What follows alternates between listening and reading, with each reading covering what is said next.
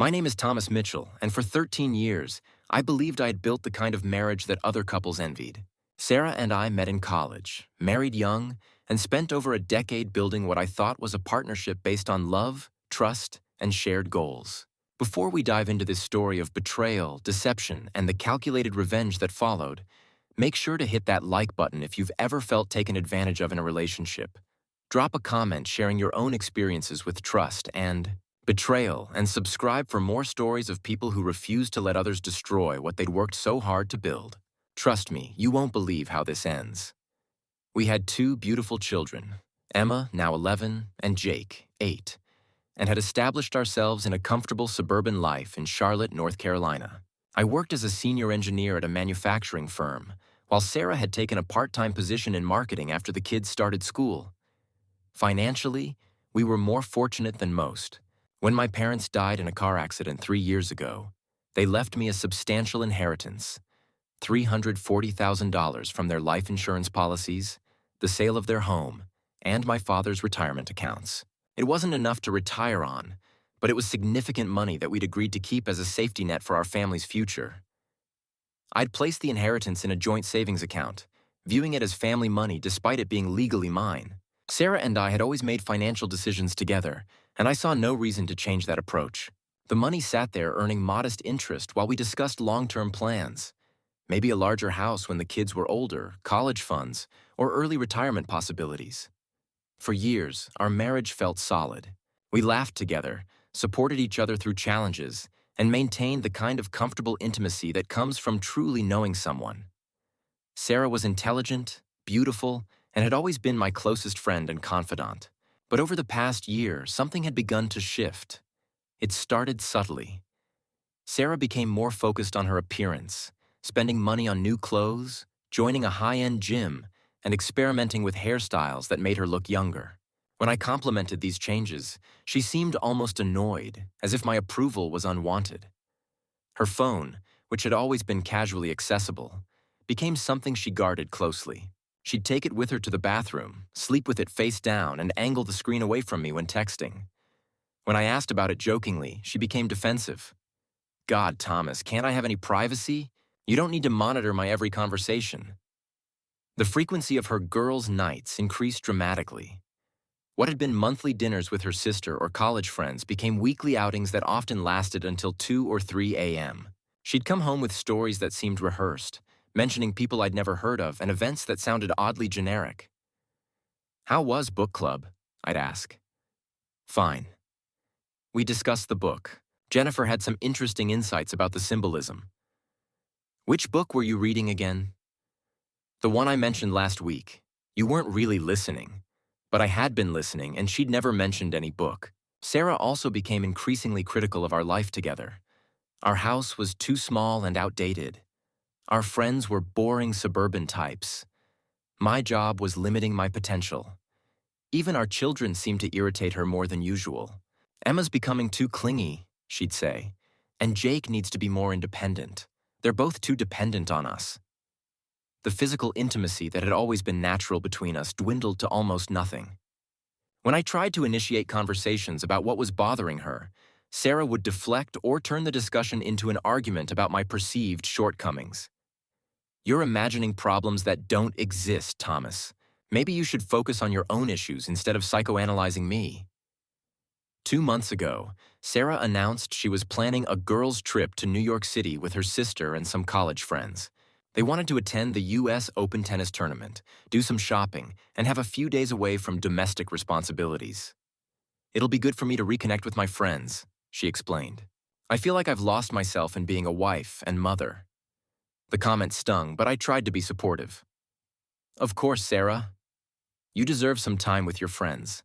How long were you thinking?" 4 days, maybe 5. We're still working out the details." As the trip approached, Sarah's behavior became even more distant. She'd spend hours on her phone making arrangements, speaking in hushed tones when she thought I couldn't hear. She seemed excited about the trip in a way that felt disproportionate to a simple tennis tournament and shopping excursion. The night before she left, I tried one more time to connect with her.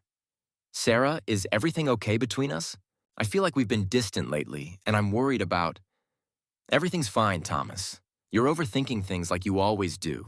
Sometimes people just need space. I know, but I love you. And if there's something bothering you or something I can do differently, there's nothing to do differently. I just need this trip to clear my head. She kissed me goodbye the next morning with the kind of perfunctory affection you'd give a distant relative, grabbed her suitcase, and headed for the airport. As I watched her drive away, I had an overwhelming sense that our marriage was about to change forever. I was right, but not in the way I expected. That evening, after putting Emma and Jake to bed, I sat in our living room trying to process the growing distance between Sarah and me. Something was fundamentally wrong, but I couldn't pinpoint exactly what or how to address it. That's when I decided to do something I'd never done before in 13 years of marriage. I checked our bank accounts. What I found made my blood run cold. Over the past 2 months, Sarah had been making small, frequent transfers from our joint checking account to her personal account. Amounts like $500 here, $800 there. Never enough to trigger alerts, but totaling nearly $15,000. She'd also been using her credit card for expenses that didn't match her explanations of where she'd been. A $200 dinner charge on a night she claimed to be at book club. Hotel charges in Charlotte when she supposedly had been visiting her sister 2 hours away. Purchases at Victoria's Secret and expensive lingerie stores that I'd never seen evidence of at home. The pattern was clear, and it painted a picture I didn't want to acknowledge. But the worst discovery was a series of cash withdrawals from an ATM near the airport, made just 3 hours before she'd supposedly left for her girls' trip. $1,500 in cash, with no explanation. I sat staring at the bank statements until nearly midnight, trying to convince myself that there was an innocent explanation for what I was seeing. But deep down, I knew the truth. Sarah was having an affair, and based on the financial evidence, she was preparing to do something that would destroy not just our marriage, but our family's financial future. That's when I made a decision that would save everything I'd worked to build. Instead of confronting her, instead of calling her and demanding explanations, instead of letting emotion drive my response, I chose to think strategically. If Sarah was planning to betray our marriage, I needed to protect our children and our assets, and I needed to do it before she could cause irreparable damage.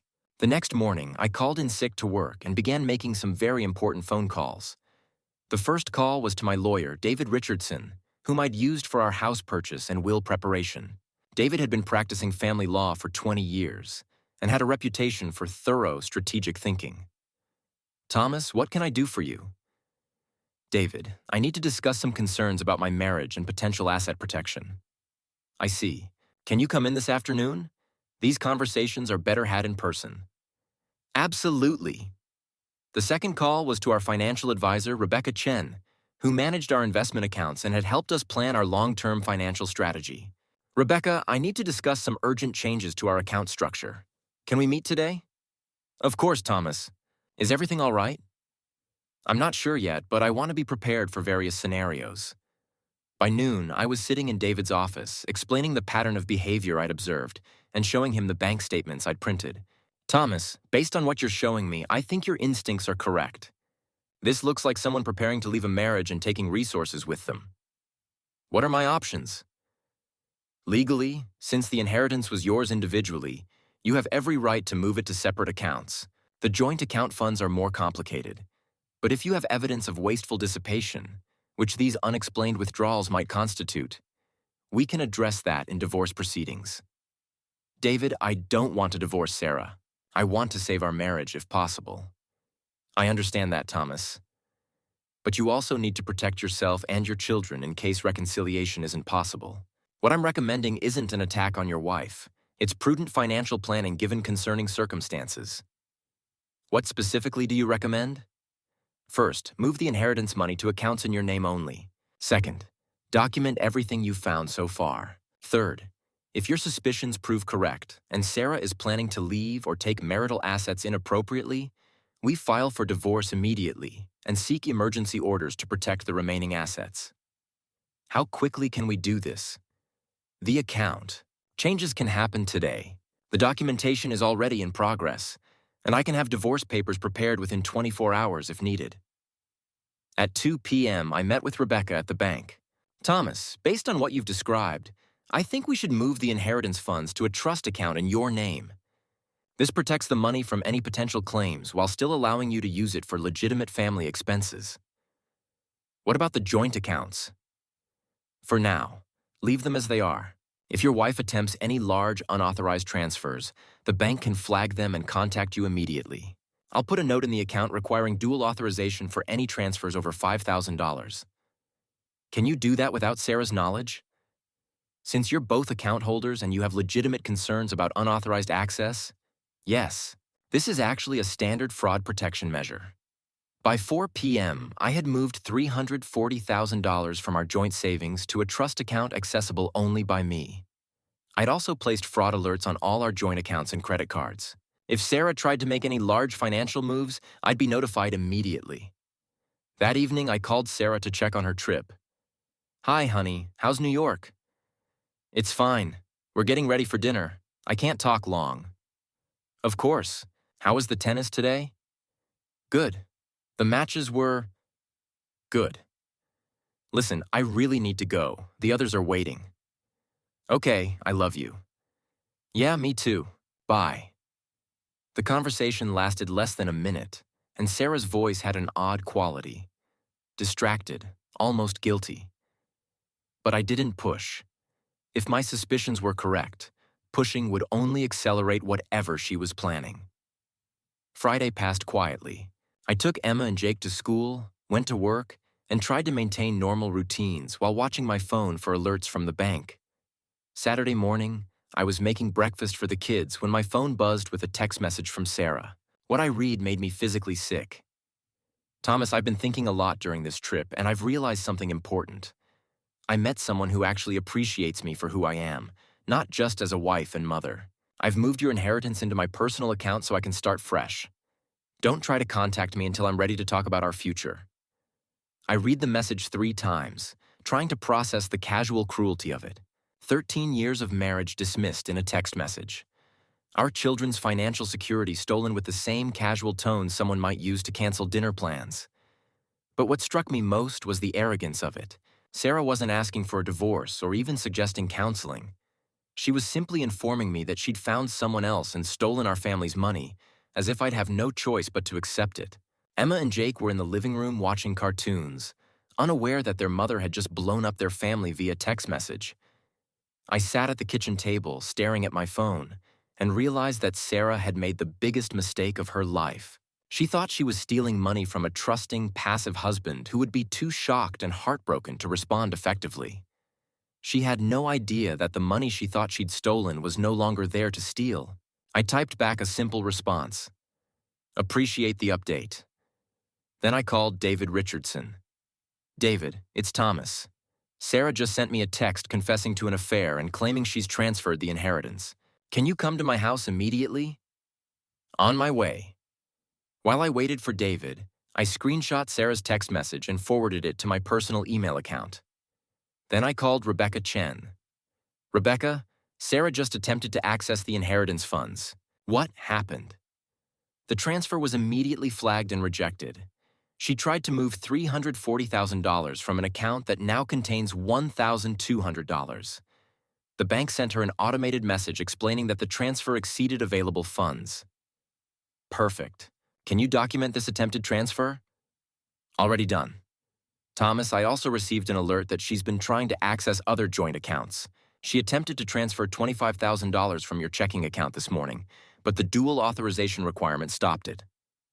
She's trying to take everything.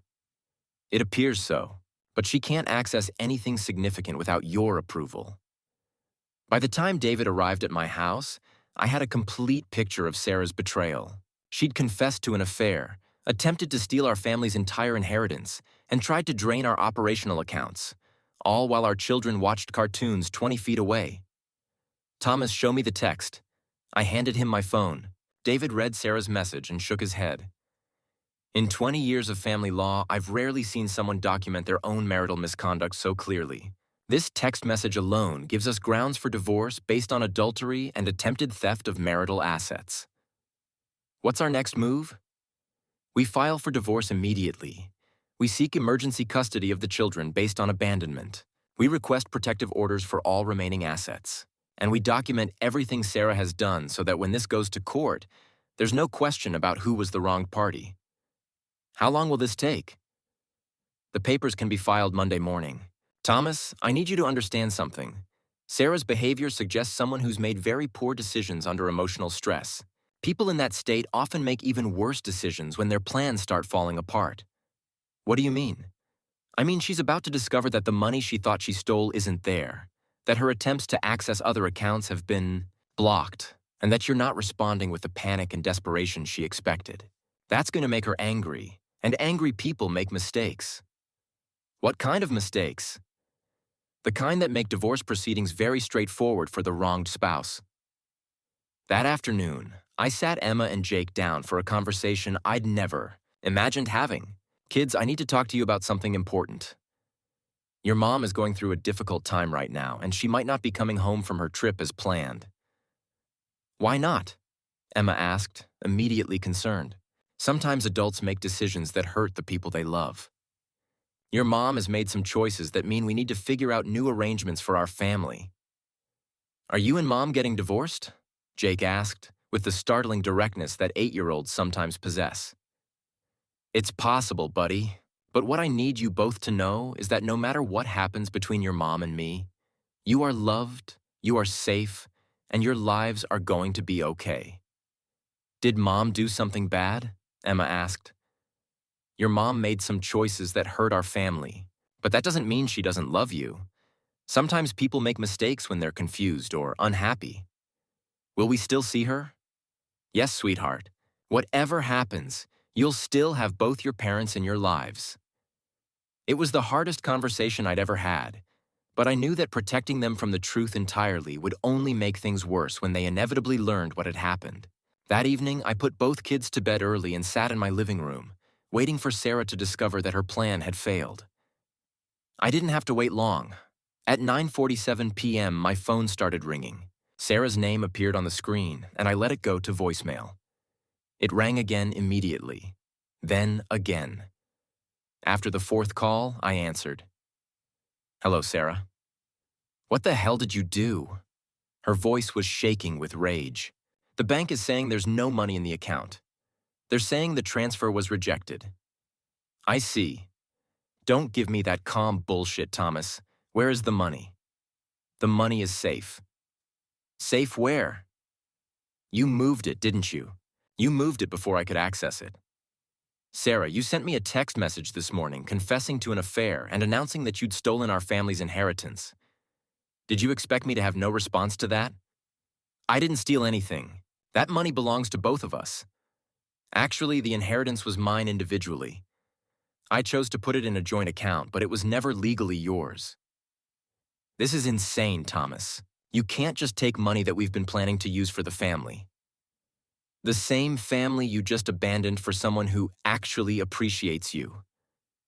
Sarah was quiet for a moment, perhaps realizing how her earlier text sounded in the context of her current outrage. Look, I was upset when I sent that message. I wasn't thinking clearly. Which part were you unclear about? The affair or the theft? It's not theft, and I'm not having this conversation over the phone. I'm coming home, and we're going to work this out. Actually, Sarah, you're not coming home. Not to this house. What do you mean? I mean that as of Monday morning, you'll be served with divorce papers. The house is in my name. The children are in my custody, and you've forfeited any claim to assets through your own documented misconduct. You can't do that.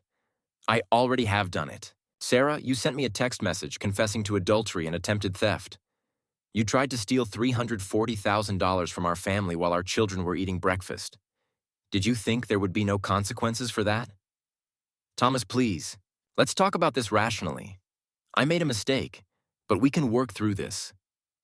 The time for rational conversation was before you started an affair and tried to steal our money. Now we communicate through lawyers. I hung up and turned off my phone. Sunday was quiet. Emma and Jake played in the backyard while I prepared for what I knew would be a difficult week. I organized financial documents, printed bank statements, and created a timeline of Sarah's suspicious behavior over the past year. David Richardson had been thorough in his preparation. The divorce filing would include Sarah's text message confession to adultery bank records showing her attempted theft of the inheritance, evidence of her wasteful dissipation of marital assets over the past 2 months, documentation of abandonment, leaving the state while the children were in my care, request for emergency custody based on her demonstrated instability. Monday morning, while Emma and Jake were at school, I met David at the courthouse. We filed a comprehensive divorce petition that painted a clear picture of Sarah's misconduct and my efforts to protect our children and assets. Thomas, based on the evidence we have, this should be a relatively straightforward case. Sarah's text message alone establishes grounds for divorce, and her attempted theft demonstrates that she's not acting in the family's best interests. What happens now? She'll be served with papers today. She'll have 30 days to respond. Given the strength of our case, I expect her attorney will recommend settling quickly rather than going to trial. What if she doesn't have an attorney? She'll need one. But honestly, Thomas, most experienced family law attorneys won't take a case this week. She confessed to adultery in writing and attempted to steal marital assets. Those aren't facts you can argue around. That afternoon, I received a call from Rebecca Chen. Thomas, I wanted to update you on some activity we've detected. Sarah has been calling the bank repeatedly, demanding access to various accounts. She's also attempted to use several credit cards that we flagged for fraud protection. Has she been able to access anything? Nothing significant. The most she's been able to withdraw is about $300 from an ATM before the card was frozen. But Thomas, her behavior suggests someone who's becoming increasingly desperate. Is that a problem for us? Not legally. But desperate people sometimes make poor decisions that can create additional complications. Rebecca was right to be concerned. Tuesday morning, I received a call from the principal at Emma and Jake's school. Mr. Mitchell, I wanted to let you know that your wife came by the school this morning asking to pick up the children. My blood ran cold. What happened? We explained that she wasn't on the approved pickup list for today, and she became quite agitated. She insisted that there had been a misunderstanding and that she was taking the children to New York. Did she take them? No, sir. When we asked for proper documentation and tried to call you for verification, she left. But Mr. Mitchell, she seemed unstable. I think you should be aware. I immediately called David Richardson. David, Sarah just tried to take the kids from school without authorization. That's attempted custodial interference. It strengthens our case for emergency custody orders. I'll file the motion this afternoon. Is there anything else I should do? Document everything. If Sarah contacts you, record the conversations if your state allows it. If she comes to the house, don't let her in. And Thomas, if she does anything that makes you feel the children are in danger, call the police immediately. That evening, I sat Emma and Jake down for another difficult conversation. Kids, I need you to know that if your mom tries to pick you up from school or anywhere else, you need to tell your teacher or another adult that you need to call me first. Why, Dad? Emma asked. Because your mom is very upset right now, and she might not be thinking clearly about what's best for you. Is she in trouble? She's made some choices that have consequences. But your job is just to be kids and let the adults handle the adult problems. Wednesday brought the next phase of Sarah's unraveling. At 6 a.m., my doorbell rang insistently. I looked through the peephole and saw Sarah standing on the front porch, looking disheveled and agitated. Thomas, open this door right now. I didn't respond. I know you're in there. We need to talk about this ridiculous divorce filing. I called David Richardson while Sarah continued pounding on the door. David, Sarah is at my house demanding to come in. What should I do? Don't open the door. Record the interaction if you can. If she doesn't leave voluntarily, call the police. Sarah spent 20 minutes on my front porch, alternating between demanding entry and pleading for conversation. I recorded the entire interaction from inside the house. Finally, she left, but not before shouting loud enough for the neighbors to hear. This isn't over, Thomas. You can't steal my children and my money. The irony of her accusing me of theft wasn't lost on me. That afternoon, I received a call from an unexpected source. Sarah's sister, Jennifer. Thomas, I need to ask you something, and I need you to be honest with me. Of course, Jennifer. Sarah called me yesterday claiming that you've stolen her money and filed for divorce without cause. But the Sarah I talked to didn't sound like the sister I know. She sounded unhinged. What's really going on? I sent Jennifer a screenshot of Sarah's confession text. Jennifer was quiet for a long time after reading it. Oh my God, Thomas. I had no idea. She told me she was going to New York with college friends. She was in New York, just not with college friends. Who was she with? I don't know yet. But Jennifer, she tried to steal $340,000 from our children's future. She confessed to an affair and abandoned her family via text message. This isn't the Sarah we thought we knew. Thomas, I'm so sorry. When she called asking me to support her story about your unreasonable behavior, I almost believed her. But this text message, this is inexcusable. I appreciate you reaching out, Jennifer. What do you need from me? How can I help Emma and Jake through this? It meant everything to have Sarah's own sister acknowledge the reality of what had happened. Thursday brought news that Sarah's world was continuing to collapse. David Richardson called with an update. Thomas, I have some interesting information. Sarah tried to hire 3 different family law attorneys this week. All 3 declined to represent her. Why? Because any competent attorney can see that her case is hopeless. She confessed to adultery in writing, attempted theft of marital assets, and abandoned her children. No experienced lawyer wants to represent someone who's documented their own misconduct so thoroughly. What does that mean for us? It means she's either going to represent herself, which would be a disaster for her, or find a desperate attorney, willing to take a hopeless case for money up front. Friday brought the final confirmation that Sarah's plan had completely backfired. Rebecca Chen called with news that would have been funny if it wasn't so sad. Thomas, Sarah came to the bank in person today, demanding to speak with a manager about the frozen accounts. What happened? The manager explained that the accounts weren't frozen. They simply didn't contain the funds she was trying to access. When she insisted that there had been $340,000 in the account just a week ago, they pulled up the transaction history. And the manager was able to show her exactly when the money was moved and that it was moved legally by an authorized account. Hold her, you. Sarah became so agitated that security had to escort her from the building. Did she cause a scene? According to the manager, she accused the bank of conspiracy and threatened to sue everyone involved. Then she threw her purse at the information desk and stormed out. That evening, I realized that in less than a week, I had gone from being the victim of a planned betrayal to being completely protected while Sarah's life fell apart around her. She had attempted to steal our family's inheritance and failed. She had tried to access our other accounts and been blocked. She had confessed to adultery in writing. She had abandoned her children. She had been unable to find legal representation. She had been escorted from our bank by security. All because she thought she could casually destroy a 13-year marriage and steal from our children without consequences. But the week wasn't over yet. Saturday would bring the news that would turn Sarah's private humiliation into a public spectacle. Saturday morning, I was making breakfast for Emma and Jake when my phone buzzed with a call from an unknown number.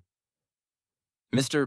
Mitchell, this is Detective Sarah Rodriguez with the Charlotte-Mecklenburg Police Department. I'm calling about a complaint filed by your wife regarding allegedly stolen funds. I see. What kind of complaint? Mrs. Mitchell claims that you've stolen $340,000 from her personal bank account and that you're holding her children against her will. Detective Rodriguez, I'd be happy to provide documentation showing that those funds were my inheritance. Legally, transferred to my personal account after I discovered my wife's plan to steal them. I also have her written confession to adultery and attempted theft. Mr. Mitchell, would you be able to come to the station this afternoon to provide that documentation? Absolutely. Should I bring my attorney? That's your choice, sir. But based on what you're describing, this may be a very short conversation. At 2 p.m., I met David Richardson at the police station. We brought copies of all the financial documents, Sarah's confession text, and the timeline of her attempted theft. Detective Rodriguez reviewed everything carefully. Mr. Mitchell, this is one of the clearest cases of false reporting I've seen. Your wife filed a criminal complaint claiming theft of funds that were legally yours, and she attempted to steal those funds herself. What happens now? We'll be dismissing her complaint and potentially filing charges against her for filing a false police report. Mr. Mitchell, I have to ask, is your wife receiving any kind of mental health treatment? Not that I'm aware of. Because her behavior over the past week suggests someone who's not thinking rationally. The false police report, the bank incident, the attempted custodial interference. That's a pattern of escalating poor judgment. David leaned forward. Detective, we filed for divorce and emergency custody based on her abandonment and documented misconduct. Is there anything additional we should be doing to protect Mr. Mitchell and his children? Keep documenting everything. If she makes any threats or attempts any contact that makes you feel unsafe, call us immediately. And Mr. Mitchell, you might want to consider changing your locks and installing security cameras. That evening, I did exactly that. A locksmith changed all the exterior door locks, and I installed a security system with cameras covering all entrances to the house. Sunday brought a call that explained why Sarah had been acting so desperately. Jennifer, Sarah's sister, called with information that filled in the missing pieces of the story. Thomas, I've been doing some investigating on my own, and I found out who Sarah was really with in New York. Who? His name is Marcus Webb. He's a marketing consultant she met at a conference 6 months ago. But Thomas, there's something you need to know about him. What? He's married. With 3 kids. And when his wife found out about the affair, she found some text messages on his phone. She confronted him Friday night. What happened? He immediately cut off all contact with Sarah, blocked her phone number, deleted all social media connections, everything. Sarah called me yesterday crying, saying that Marcus had abandoned her just when she needed him most. So she's lost her affair partner and her family in the same week. It gets worse, Thomas. Marcus's wife posted about the affair on a local Facebook group, warning other wives about Sarah. She included screenshots of text messages between Sarah and Marcus, including ones where Sarah talked about taking your money to start a new life. It's gone public? Very public.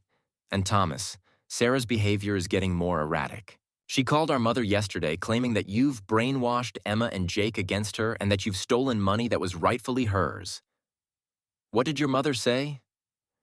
Mom asked to see the text message Sarah sent you. When Sarah showed her the confession to the affair and the announcement about taking your inheritance, Mom told her she was on her own. Sarah's lost her own family's support? Completely. Mom said she was disgusted by Sarah's behavior and that she owes you an apology for raising a daughter who could treat her family so badly. Monday morning brought the next level of consequences for Sarah's choices. I received a call from the HR department at Sarah's company. Mr. Mitchell, this is Amanda Foster from HR at Meridian Marketing. I'm calling because we've received some concerning information about your wife's recent behavior.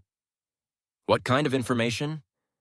We've learned that Mrs. Mitchell has been using company resources to conduct personal business, including making extensive personal phone calls during work hours and using company credit cards for personal expenses. I see. Additionally, we've received reports about her involvement in an extramarital affair with a client, which violates our professional conduct policies. What does that mean for her employment? We'll be terminating her employment effective immediately. Mr. Mitchell, I want you to know that we have children ourselves, and we're disgusted by what we've learned about her treatment of your family. By Tuesday, Sarah's professional life had completely collapsed. She'd lost her job, her affair partner had abandoned her family had disowned her, and she was facing potential criminal charges for filing false police reports. But the week wasn't over. Wednesday brought a call from Marcus Webb's wife, Linda. Mr. Mitchell, you don't know me, but I'm Linda Webb. My husband had an affair with your wife. I'm sorry for what you're going through, Linda. Thank you. I'm calling because I wanted you to know that I've shared the text messages between your wife and my husband with several people, including some mutual friends of ours who know your wife professionally. What did the messages say? Your wife was bragging about stealing your inheritance money and talking about how she was going to take you for everything you're worth in the divorce. She also made some very cruel comments about your children, saying they were baggage she was happy to leave behind. I felt sick reading that summary, but also grateful for the evidence it provided. Linda, would you be willing to provide copies of those messages to my attorney? Absolutely. Mr. Mitchell, what your wife did to your family is unforgivable. I want to make sure she faces consequences for it. Thursday brought news that Sarah's story was spreading beyond our immediate circle.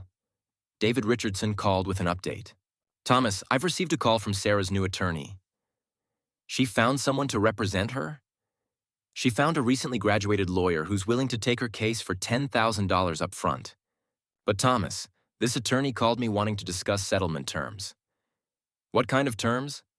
She's asking for 50% of all marital assets, including the inheritance and joint custody of the children. After everything she's done? That's what I told her attorney when I explained the evidence we have, the confession text, the attempted theft, the abandonment, the false police reports.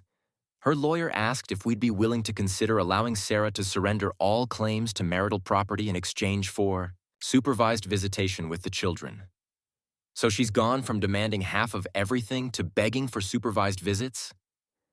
Her attorney understands that Sarah has no leverage. The evidence against her is overwhelming. Friday brought the final piece of information that explained why Sarah's lawyer was so eager to settle. Rebecca Chen called with the news about Sarah's financial situation. Thomas, Sarah has been trying to access credit using your name and social security number. She's applied for 3 different credit cards and a personal loan, all of which were rejected due to fraud alerts we placed on your credit. She's committing identity theft now? It appears so. I've documented all the attempts and reported them to the credit agencies. But Thomas, this suggests someone who's become completely desperate. That afternoon, I received a call that would turn Sarah's private humiliation into a public spectacle. Mr. Mitchell, this is Jessica Chen from Channel 9 News. We've received information about a local story involving attempted theft and marital fraud that we'd like to investigate. I'm not sure what you're referring to. We've obtained screenshots of text messages that appear to show a woman confessing to adultery and claiming to have stolen her husband's inheritance.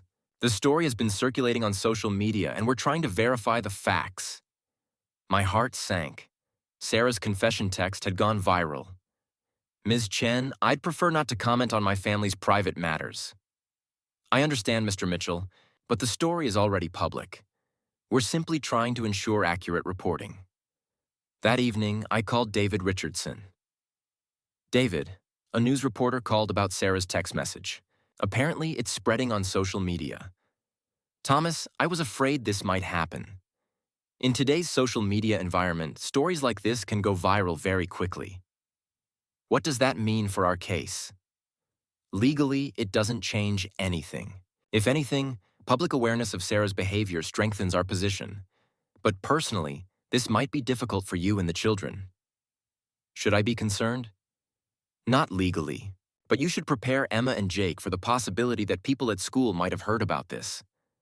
By Saturday morning, Sarah's confession text had gone viral, shared across Facebook, Twitter, and Instagram. Channel 9 ran the headline, "Local woman's text confession to affair and attempted theft goes viral." Names were redacted, but everyone close to us knew. Calls poured in from friends, colleagues, and neighbors, offering support and shock at Sarah's betrayal. What was once private had become a public spectacle. On Sunday, Sarah showed up at my door, disheveled and broken. She begged to fix our family, but I refused. "You destroyed our family the moment you chose betrayal," I told her. She cried, pleading she had nowhere to go. I made it clear. Lawyers only. Through the window, I watched her cry in her car for 20 minutes. That night, Emma asked, "Dad, was Mom on the news?" I explained simply, her mom had made choices that hurt the family but reminded them none of it was their fault. By Monday, her humiliation had real consequences. My attorney called. Sarah wanted to settle. She would give up claims to property, accept supervised visitation, and pay her own legal fees if we finalized quickly. I agreed. By Tuesday, the settlement was signed. I kept the house, custody, and inheritance. Sarah left with almost nothing. 6 months later, a news alert appeared. Woman who tried to steal husband's inheritance featured in cautionary tale about social media and marriage. Sarah's text had become a case study in business schools and therapy programs. The kids were thriving. Emma in drama club, Jake in soccer. Sarah saw them only under supervision. I'd been promoted at work, our finances secure, and I was slowly considering dating again. That night, Sarah texted me. "I'm in therapy. I regret everything I deleted it." Her betrayal had forced me to grow stronger, to protect my children and rebuild with honesty. As I tucked Emma and Jake into bed, Emma asked, "Dad, are you happy now?" I smiled. "Yes, sweetheart. I am Sarah had tried to steal everything, but instead gave me clarity, peace, and the strength to protect what mattered most. Most, most, most, most, most, most, most, most."